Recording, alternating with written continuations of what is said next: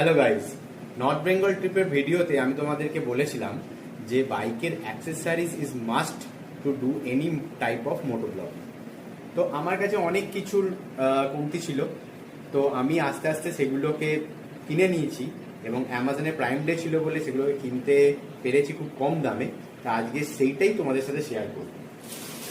এই যে চলে এসছে অ্যামাজন থেকে প্যাকেজ, কি আছে চলো সেটা দেখা।